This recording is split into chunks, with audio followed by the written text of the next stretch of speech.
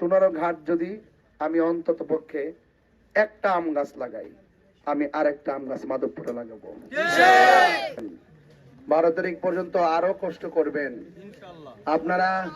রাত্র 2টা নাই 3টা নাই যখন ফোন দেই তখন দেখি যে আপনারা ওয়ার্ক করতেছেন, কাজ করতেছেন, বিভিন্ন জায়গায় যাচ্ছেন। আপনাদের এই কষ্ট, আপনাদের কষ্টের প্রতি আমি চিরকৃতজ্ঞ। সুপ্রিয় শানকোলাবাসী, আজ আমাদের উদ্দেশ্য কি? উদ্দেশ্য হলো ত্রয়োদশ জাতীয় সংসদ নির্বাচনে মোমবাতি প্রতীককে বিজয়ী করে আমরা জনগণের পক্ষে, স্বাধীনতার পক্ষে কাজ করার অঙ্গীকার গ্রহণ করা। এই জন্য আপনাদেরকে অনুরোধ করে বলবো, এই 2-3টা দিন আছে, আপনারা আপনাদের জায়গা থেকে একদম 100% সতর্কতার সাথে কাজ করবেন এবং আপনারা হয়তো একটু কম ঘুমাবেন, দিন রাত আপনারা একটু পরিশ্রম করবেন। মানুষের মধ্যে আমাদের মোমবাতি প্রতীকের এতই গণজোয়ার সৃষ্টি হয়েছে যেন আমরা ফসলটা ঘরে তুলতে পারি। কোন ধরনের পেশি শক্তি কিংবা টাকার শক্তিতে আমাদের নীতি এবং ইনসাফ যেন বিক্রি না হয়, সেই জায়গায় সতর্ক থাকতে হবে। আমরা কি ইচ্ছা করলে টাকার কাছে ইমানে ভোটটা বিক্রি করে ফেলবো? আমরা কি সারা জীবন খাই না, চলি না, কাপড় পরি না? 1000 টাকা দিছে, এটা পাই আমার নাইস মারছেন, এই 1000 টাকা দিয়ে আপনার নীতিকে কুরবানি দিবেন না। এই জন্য আপনারা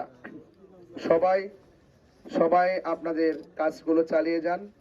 আর অনেকে আপনাদের শানখোলাতে কিন্তু খুব জ্বালাইছে আপনাদেরকে, আমি সব জানি, আমি সব শুনেছি, কিন্তু যারা জ্বালাইছে দিন শেষে তাদেরকে বলবো, আপনার রাজনীতি করবেন মানুষের জন্য।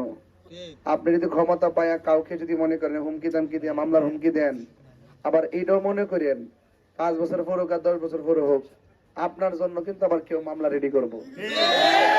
আমরা প্রতিহিংসা রাজনীতি চাই না, আমরা মানবতা রাজনীতি চাই, মানব কল্যাণের রাজনীতি চাই।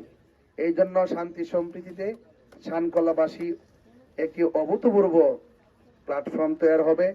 এবং চুনারোঘাট মাধবপুর এই 2টা জায়গার কথা যদি আমি বলি, আমি একটা কথা বলতে চাই, যদি আল্লাহ যদি আমাকে আপনাদের খেদমতের সুযোগ দেয়, চুনারোঘাট মাধবপুরবাসীর প্রতিনিধিত্ব করার সুযোগ দেয়, আমি চুনারোঘাট মাধবপুর, আমি দেখবেন বড় বড় প্রোগ্রাম অনেক সময় মিডিয়াতে কথা বললেও বলি চুনারোঘাট মাধবপুর চুনারোঘাট দুইটা জায়গা।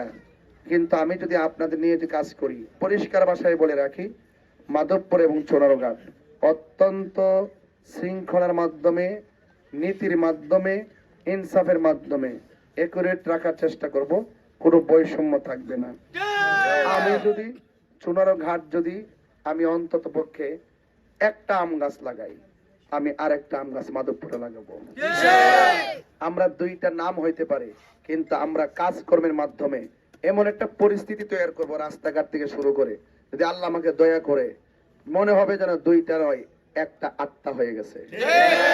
তো সেই জন্য আপনারা সম্প্রীতিতে, মহব্বতে, ভালোবাসায়, আদর্শের মাধ্যমে, নীতি আর ইনসাফের মাধ্যমে মোমবাতির পক্ষে থাকেন। আল্লাহ যদি আপনাদের দোয়া এবং দয়া, আল্লাহ পাকের অশেষ মেহেরবানিতে আল্লাহ যদি আমাকে কবুল করেন, কথা দিয়ে যাচ্ছি যে রাস্তাগুলো আমি দেখেছি 2 মাসে, এই শানকোলা আসলে তো মেন রাস্তা কিন্তু আমি কম চলতে পারছি, ম্যাক্সিমাম সময় চলছি মোটরসাইকেল দিয়া। কি অবিশ্বাস করতে পারবেন আপনারা? আমি যাই নাই ওইদিকে, লালচান বাগান থেকে শুরু করে আরো আছে তো, যে একদম ভিতরে দেওবন্দি থেকে শুরু করে আমি সবগুলা বাগানে আমি মোটরসাইকেল দিয়ে 4 ঘন্টা 5 ঘন্টা ঘুরছি। কেন ঘুরছি? আমি প্রতিনিধি হওয়ার জন্য আসছি। আল্লাহ যদি আমাকে দয়া করে, ওই ঘুরতে ঘুরতে চা শ্রমিকদের যে কণ্ঠের আওয়াজ আমি হৃদয়ে ধারণ করছি, যদি আল্লাহ প্রতিনিধি হওয়ার সুযোগ দান করে, এই কণ্ঠের আওয়াজটা যেন শুধু আমার কণ্ঠে না, আমি যেন চা শ্রমিকের কণ্ঠের আওয়াজে সংসদে কথা বলতে পারি, মেহনতি মানুষের কণ্ঠের আওয়াজে যেন সংসদে কথা বলতে পারি। সেই জন্য আপনারা অনেক কৃতজ্ঞ। আপনারা বাকি যে 2টা দিন আছে, আপনারা দয়া করে সব এক থাকবেন, ওয়ার্কের মাত্রাগুলো আরো বাড়াই দিবেন, ঘরে ঘরে পৌঁছবেন, স্লিপগুলো সবগুলো পৌঁছাই দিবেন এবং কেন্দ্রগুলো আগে রাত্রে পাহারা দিবেন।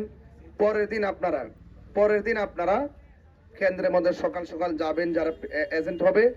আর আপনারা যারা ভোট দিবেন যুবক ভাইরা, ওই দিন আর অন্য কোনো কাজ রাখেন না, আপনারা ভোট দিয়া কেন্দ্রের মধ্যে থাকবেন, একদম রেজাল্টটা নিয়ে তারপর বেরোবেন। ঠিক আছে কিনা যুবক ভাইরা? যুবকরা কি পারবে না? ওই দিন রাত্রে 12টার পর কি যুবকরা ফুটবল খেলে নাই? ট্রাইব্রেকারে কি জয় পরাজয় নির্ধারণ হয় নাই?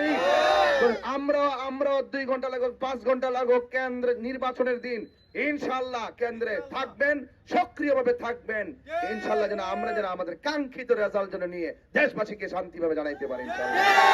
12 তারিখ সারাদিন মোমবাতিতে ভোট দিন। 12 তারিখ সারাদিন মোমবাতিতে ভোট দিন। 12 তারিখ সারাদিন মোমবাতিতে ভোট দিন। 12 তারিখ সারাদিন মোমবাতিতে ভোট দিন। সবাই আমার জন্য দোয়া করেন, আমিও আপনাদের জন্য দোয়া করি। আর একটা কথা বলি, আমি কিন্তু অনেকদিন নির্বাচনের কথা বলেছি, আমার কথায় অনেকে হয়তো কষ্ট পেতে পারেন, কষ্টগুলো ক্ষমা সুন্দর দৃষ্টিতে দেখবেন। আসলে আমি সত্যিকার অর্থে যদি বলি, আমি ওয়াজ মাহফিল করে আপনারা জানেন সারা বাংলাদেশে অনেক সম্মান আমার করে, অনেক এমপি মন্ত্রী রাষ্ট্রতন্ত্রে গুরুত্বপূর্ণ জায়গা আমার যথেষ্ট সম্মান করে। এরপর শুধুমাত্র আমি সবকিছু ফেলে দিয়ে আমি আপনাদের মাঝে এসেছি শুধুমাত্র দেশের যে ক্রাইসিস মুভমেন্টটা চলতেছে, দেশের মধ্যে যে অস্থির একটা অবস্থা চলতেছে, দেশের মানুষ যে অনিরাপদ অবস্থায় ভুগতেছে, আমি আমার আদর্শ নীতিগত জায়গা থেকে আমি আপনার আমার সবার নিরাপদ জীবন ব্যবস্থা গঠন করার জন্য আমি সবকিছু ত্যাগ করে আপনাদের মাঝে এসেছি।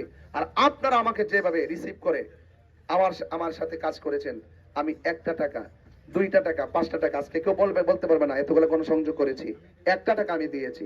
আপনারা সবাই অন্তরস্থল থেকে আপনারা যেভাবে নিজে খেটে খেটে কাজগুলো করেছেন, মনে থাকবে আপনাদের কথা এবং আপনাদের সাথে মিশে থাকবো ইনশাল্লাহ, আপনাদের সাথে চলবো ইনশাল্লাহ, সুখে দুঃখে আপনাদের পাশেই থাকবো। 12 তারিখের আগে যেমন আছি 12 তারিখের পরে তেমন থাকবো ইনশাল্লাহ। আমরা একসঙ্গে থাকবো, একসঙ্গে লড়বো ইনশাল্লাহ।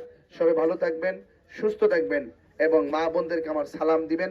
অন্যান্য ধর্মের যারা আছেন সবার প্রতি আমার আদাব রইল।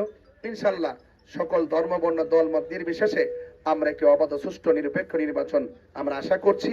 আল্লাহ যেন আমাদের সকলকে সেই কাঙ্ক্ষিত প্রত্যাশা পূরণ করার তৌফিক দান করেন। আমিন, আল্লাহুম্মা আমিন।